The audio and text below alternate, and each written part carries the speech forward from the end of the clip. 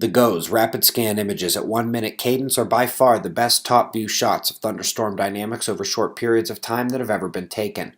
Last night, many of you saw them for the first time, and you have spoken. You want to see a bit more and get more perspective. Well, the bubbling center of the storm would be the thundercloud anvil, and while it does traverse across the land, it moves slower than the storms and clouds produced around it.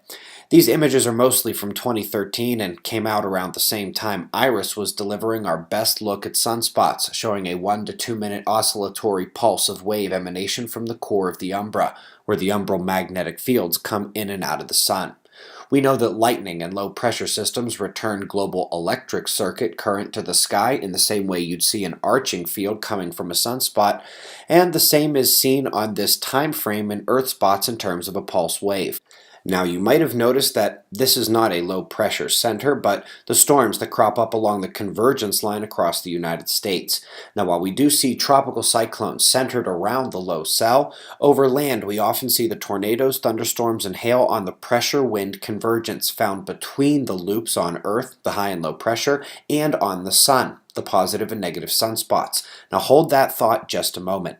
The GOES imager that we've been using is on GOES 14. In the sequence we have it in the center, GOES 13 and 15 on either side. Each is showing the satellite's best, aka fastest, top view of the same storm system.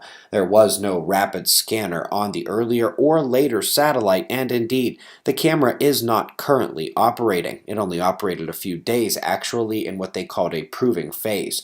Hopefully we will get something like this on the new GOES satellites. We'll wait and see. But now let's come back to the sunspots and recall that it can be the area between cells where activity can be dangerous as in the cell itself. Now, thinking high and low pressure on Earth is positive and negative sunspots on the sun, we can look magnetically and find not only that there are strong fields astride to the core sunspot umbra, but when we watch a solar flare go off, it goes off along the convergence, the same way storms might light up around sunset over the United States along an entire convergence line and drop tornadoes.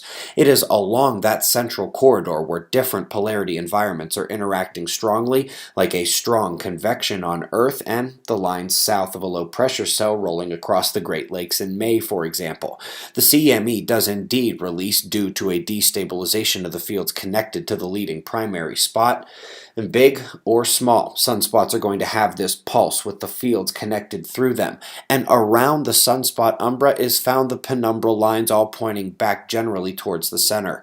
This pulse and penumbral line structure is seen in many storms on Earth. Here it is easy to see in the inward-facing lines and pulsing waves outward, but even in still images of large tropical storms, we can see my cursor highlighting the same type of inward-pointing lines in the cloud.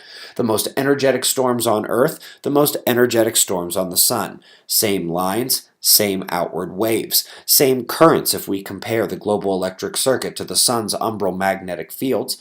Tough to ignore so many coincidences, and as we continue watching the lines of identification, remember that when the Earth has a major storm, it can fire high-energy electromagnetic radiation in the gamma and X-ray wavelengths up into space, and when this happens on a sunspot, we just call it a solar flare.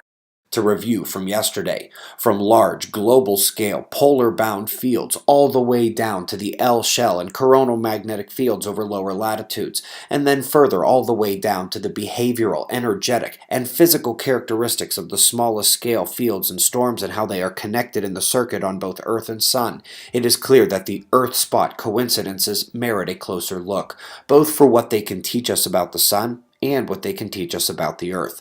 More pulse waves and penumbral lines here to close. I'll see you in the morning. Be safe, everyone.